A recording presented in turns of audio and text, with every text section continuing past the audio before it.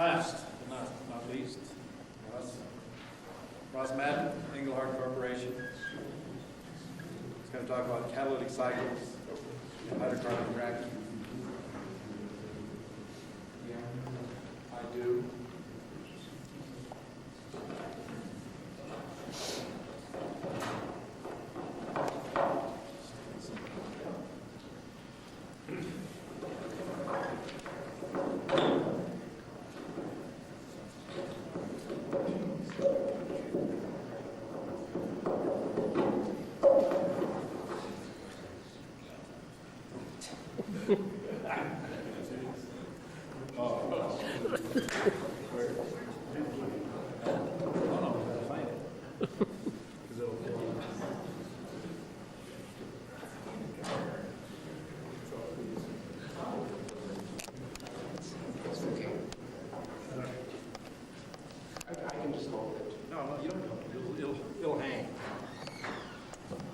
Well, I've been suffering from laryngitis, and I was going to actually say that I tried out at all the casinos to sing, but they wouldn't take me. you know, going last, you always introduce it as the last but not least. I guess it's supposed to make you feel good, isn't it? Well, many conversations I had with John when I was at Exxon. One I remember quite clearly, and that's not to belittle all the people who do characterization, but I think John told me very clearly that his first and one true love in science was kinetics.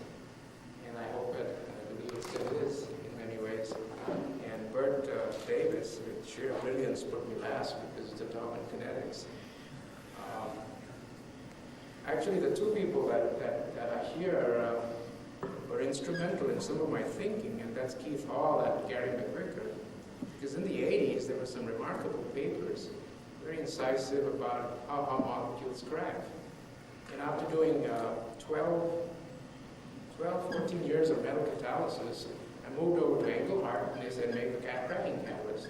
I had no idea how these carbon-carbon bonds broke, what was going on. And there was some good work by Wojciechowski and Korma. But what was missing was, how did you relate these different reactions to one another? What were the turnover frequencies? And I convinced my management that I should build a reactor and do some model compounds first. I got the data, and I looked at the data, and well, it was all like all the other data in the literature. About that time, my good friend Jim Domesic had just started doing, this was the late 80s, microkinetic modeling. So I approached Jim and I said, why can't we use your technique with all the data that we've collected?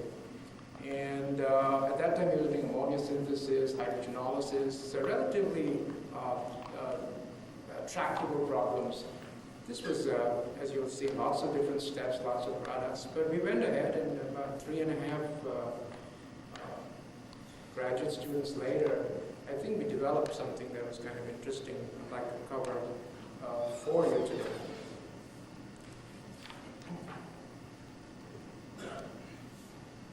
What I'd like to do is really just go over, not the details, but something about the turnover frequencies, how these different reactions relate to one another, and show it the kind of cycles that we have developed. And it's kind of fun that at the end we also develop what we call a generalized cycle in cracking. And that's, I think, should be enough for today. A lot of people have talked about microkinetic modeling, and one important thing I'd like to emphasize, that it's really a guide to do the next experiment. And it's really not a fitting tool, it's not something to prove a mechanism. It's supposed to help us, and it does help us think in which way should we go to develop the next catalyst. It gives you a reasonableness of the selected mechanism, because you do have to put down the different elementary steps in the reaction. It gives you the relative rates, and that's really what we were after. It gives you the kinetic significance. You don't have to assume that something is reversible or something is in quasi-equilibrium. It gives you the coverages. I'm not going to talk too much about the coverages and how the rates change. along the reactant or conversion. And the most important thing then is we have to be smart enough to figure out what the relationships of these reactions are to the catalyst itself, because then we can go and improve the catalyst. Well, the challenge when I first approached Jim was that even for a model system, isobutane that was popularized by Gary McQuicker, we had 21 steps below. There was the minimum number of steps to describe, I believe it was 11 major products. We didn't go through all the different products. There are a lot more than 11, but we looked at the major products. And for the larger molecule, to 2-methylhexane, there were 33 steps and about 15 products. One thing was that both of these molecules, the chemistry is the same. You have the initiation, beta scission, the isomerization, hydride transfer, the olefin desorption, and oligomerization. All of these are there and present. Catalytic cycles are made up of these steps. And as I said, this is not to prove a mechanism. And in truth, for example, there was a lot of discussion in the 80s between Gary and Keith and Werner Haag about how the initiation took place. For this particular exercise, it's really not that important because, for example, if the surface is not is relatively uncovered by the species, it doesn't really matter whether it's going to be the initiation is via the proton attack or protolysis or via surface-enhanced radicals, because both of these will end up in the same pathway. Very briefly, when you do something like this, you could have all sorts of adjustable parameters, but that's not what you want to do. The way we approached it, and of course we could now approach it a little bit differently, is we actually sat and calculated all the pre-exponential factors. For that, of course, we have to make assumptions. And the assumptions are the assumptions of observed species and the transition states. But once we made those assumptions, that was fixed. That did not change during the analysis. One of the things that will improve as time goes by is as theory gives us better feel for the energetics, we will be able to make better assumptions and have better values. But all those pre-exponential factors were reasonable pre-exponential factors for absorption, for isomerization. The orders of magnitude were right. The activation energies for families were obtained by the Evans-Polanyi relationship, and the E zeros became the adjustable parameters. And for example, for the 33 steps, you have 66 constants. You've calculated 33 A's, and for the families, what we ended up with was 11 adjustable parameters for one catalyst. Once we got those, then we kept that constant for all the different catalysts. So we really ended up with maybe like 4 or 5 adjustable parameters. Now the delta H is a rather important, is a very important parameter. And we don't know these delta H's for these absorbed species. So first we assumed the gas phase reactions. Now we have to adjust for the effect of the catalyst. And the way we did it was we said, let's define a parameter, we call it your delta H stat. And that's nothing but the difference between the surface stabilization of a proton minus that of the carbenium ion. We assumed that it was the same for all carbenium ions. Again, we wanted to have only one parameter. And this is the only parameter that is catalyst dependent. And it goes into the whole system through the Polanyi equation. Am I going, John? No, that's right. Okay. About the late 80s, very nice paper by Keith Hall and his co-workers. I think Lombardo was one of his co-workers. Mentioned that a very important aspect of cat cracking is that the olefin absorption-desorption allows you to know what kind of carbenium ion levels you have on the surface. And what we did was, in our approach, we can quantify that, and we can use that approach to see how it affects all the reactions. Because really, this is a step in quasi-equilibrium. One would say it's kinetically insignificant. But it is not kinetically insignificant, because what happens is that you bring in this delta H stat here. You You change your delta H naught depending on how this particular number changes. So as your thermodynamic equilibrium constant increases or decreases because of this delta H naught, you can change the amount of olefins to carbenium ions. You can have more carbenium ions on the surface, or you can have less carbenium ions on the surface. And because you're changing the carbenium ions, you're now affecting the kinetically significant steps, like hydride ion transfer. So this step is a very important step, as was intuitively put very nicely by Keith and his co-workers. And this is a really nice example of what Michel says, the interplay between kinetics and thermodynamics. And this is a very nice view graph, and I was complimented by Sebastian the other day by saying this fits are so good that he's suspicious. That's a nice compliment to him. And really, this is what we got out of our assumptions, and I won't belabor the point.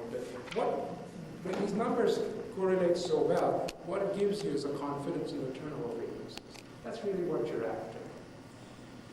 And here is for isobutane, the turnover frequencies as conversion of fractional distance in a plug flow reactor. Immediately you can see that the initiation reactions are relatively constant, decreasing slightly along the bed length. The hydride ion transfer is zero because there are no carbenium ions initially. But as the carbenium ions start to build up on the surface, the hydride ion transfer reactions increase significantly. For the isobutane, the beta scission tracks to oligomerization.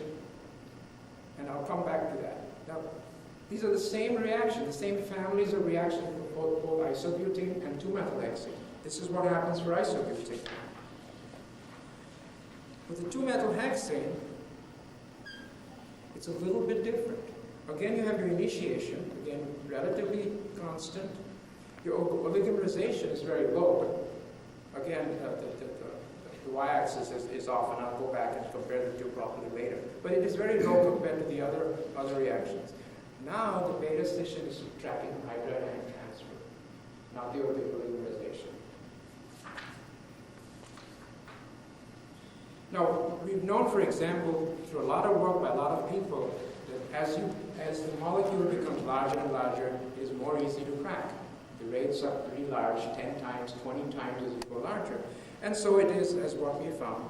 And these are now site time yields on a Bronsted acid site basis. And you have, for the same catalyst, about a 10 times higher site time yield for 2-methylhexane versus isobutane. Unfortunately, we didn't have the analysis on this. We had it for a different catalyst. It's actually the same catalyst steamed slightly differently, in which we had about 5-time difference. And I want to show you the turnover frequencies for those two, just to compare. And here we are, relatively similar catalysts. Here is the initiation for the IC7 and the initiation for the IC4s. All the IC4s are down here, all the IC7s are up here. Every single important step is higher for the IC7, except for the oligomerization for the IC7, which is much lower. So let's put all these reactions in some sort of as Jim puts it, a proper bookkeeping, so that we get to know how all of them interact. First, let me do that for the 2-methylhexane, and I'll go over this. If Jim was here, would say we got now color slides, like he said yesterday. Let me go to the 3 important cycles. First, a very simple cycle, and that's your initiation desorption cycle. All of these are your surface species, your carbenium ions. Well, there's a controversy there. There may be alkoxide species which are in equilibrium with a higher energy state, which is your carbenium ions. But for now, for discussion, let's just follow the carbenium ions. You have your IC7, which you get your propane and your C4 species, you desorb, and you get your olefin. That's your absorption-desorption cycle. Another cycle is the initiation beta scission. You get your IC7, you remove the hydrogen, you get your surface carbenium ion, which now cracks to give you your butene. The C3 is on the surface, which then desorbs to give you back your proton. Now you get a hydrogen, you remove hydrogen as dihydrogen, and you get two olefins. And probably a little bit more complex is your hydride ion transfer beta scission. You start here with the IC7. It does hydride ion transfer with your C4, giving you your IC7 species, giving you your butane or isobutane. This now cracks, and you go through this whole cycle, and the butene comes back on the surface, giving you your C4+. So in this way, we start seeing how all of these different reactions are connected. These are, in the dotted lines, are minor reactions whose turnover frequencies are not as high as the ones that I've just showed. One important thing is that many of these reactions share the cycles. You could have one reaction in 2 or 3 different cycles, and that's very important. That's why we really cannot talk in cat tracking of a rate-determining step, because things change as you go along. Initially, you have your initiation step being very important. As you go along in conversion, you have your hydride transfer beta scission becoming important. So really all of these are sort of coupled together in a roadmap. Now this is for the 2-methylhexane. Now the isobutane, if you remember, was slightly different. The way the beta scission followed the oligomerization rather than the hydride transfer. And this was something that was in the literature. But here we put it together a little bit differently. Here, for example, it's again your initiation desorption cycle like I described for the 2-methylhexane. But what is very important here is this oligomerization beta scission cycle. What happens here is you have your surface carbenium ion, which adds on to an olefin, giving you a larger species, which then cracks to give you your C3 and your IC5, and now you get your isopentane. Now, one other thing that was also in Gary's paper, as well as what we found, is we get a lot of propylene when you crack isobutane. A lot of propylene. And even one thing nice is we could try and figure out where this propylene came by these particular routes. And even though we took propylene coming via this route, propylene coming via a C6 species, we could not get all of propylene. So what we had to do was another oligomerization step, in which, for example, IC5 on the surface reacts with IC4, giving you a C9 species, which then cracks to give you a C6 and a C3, and the C6 cracks to give you 2 other C3s. We could all the propylenes match very nicely. So for these small molecules, unlike with the large molecules, there's a lot of oligomerization going on, and then the cracking to give you the smaller species. So the larger turnover frequencies for the 2-methylhexane compared to the small molecules are very much due to the total number of steps. For example, the initiation steps that consume the 2-methylhexane, there are 8 of them, compared to only 2 for the isobutane. The hydride ion transfer steps, there are 5 instead of and only 3. So you have a lot more ways of consuming 2-methylhexane, and the rate is much higher. And the cycles for the same chemistry are quite different. You do not have certain cycles in isobutane that you have in 2-methylhexane. So, as for fun and looking at all this data, we were mapping out, how can we put all of this together as some sort of a more generalized way of looking at it. And it is simplified. It doesn't have everything in it. For example, we have the aromatic formation, coke formation, and so on. But at least to get a feel for this kind of chemistry, we put this together, and I think it shows off a certain amount of generalization. You have your paraffin CX. You can put CX and CC, but we just put in CX. You can initiate it. You have your carbenium ions. You can desorb it. You can have beta scission. You can have hydride ion transfer. This whole map, now I'll just show you a little bit more differently, just describes the chemistry. The only thing we want is, in this particular, is that X is greater than 6, and for beta scission, your X has to be, Y has to be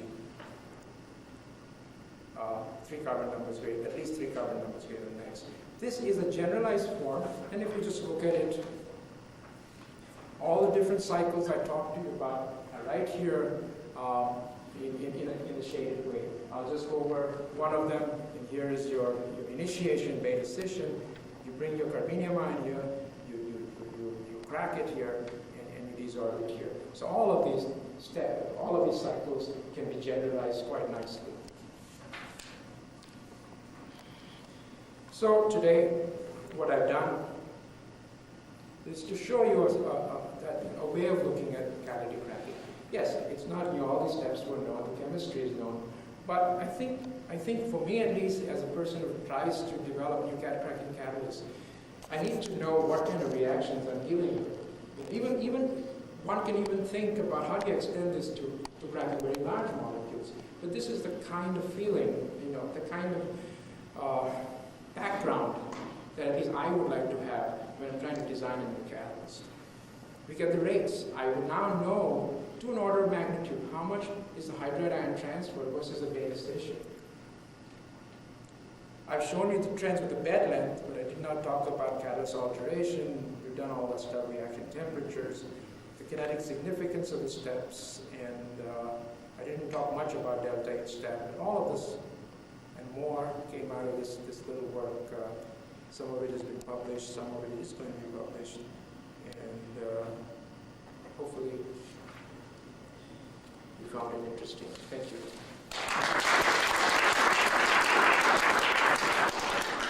Questions for Ross?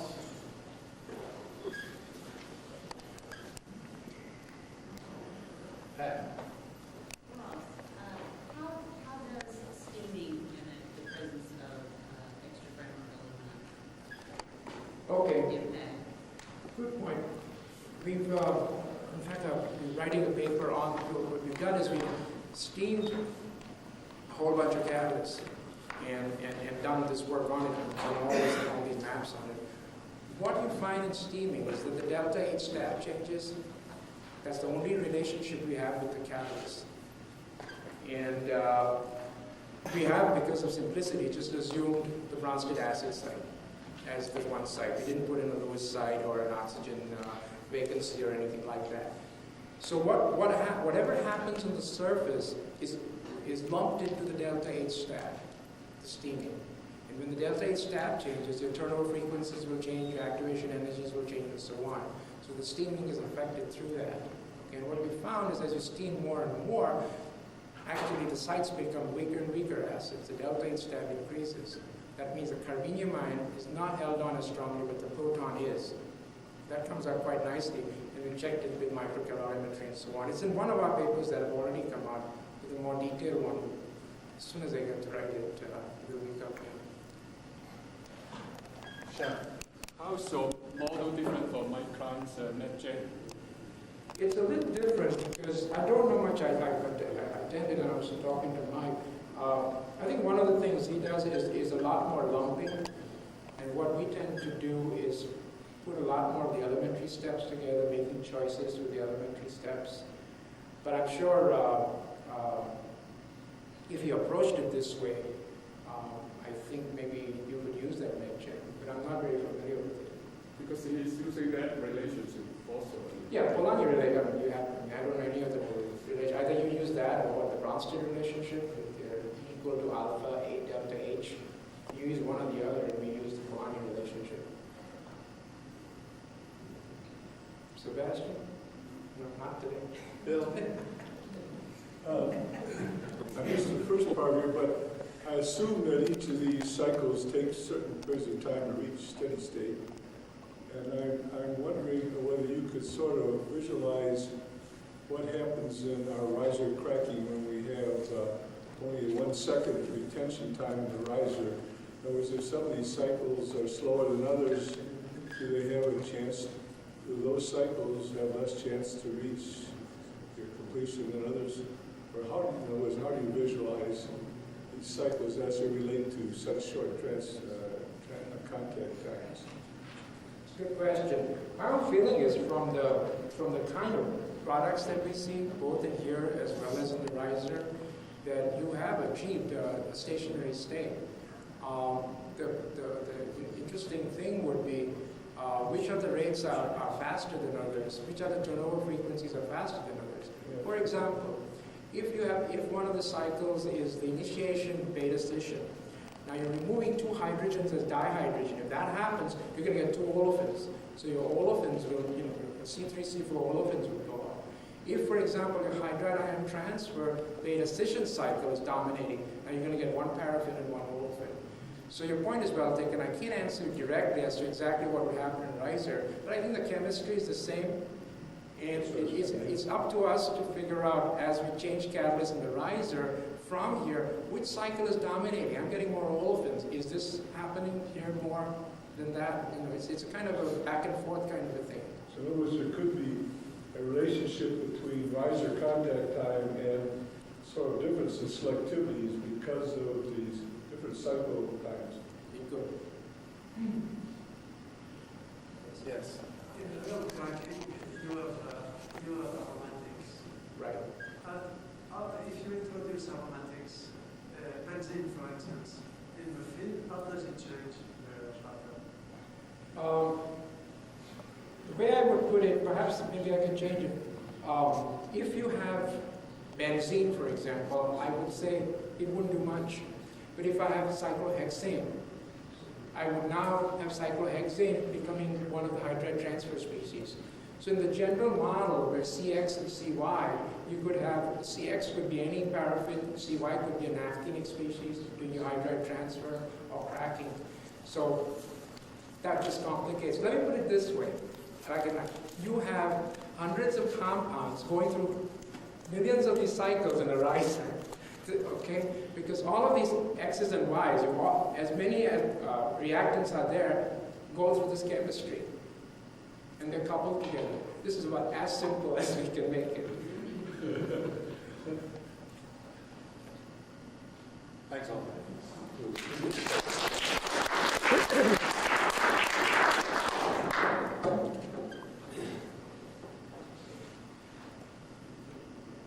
Before I turn it over to John to say a few words, I just want to thank all the speakers today.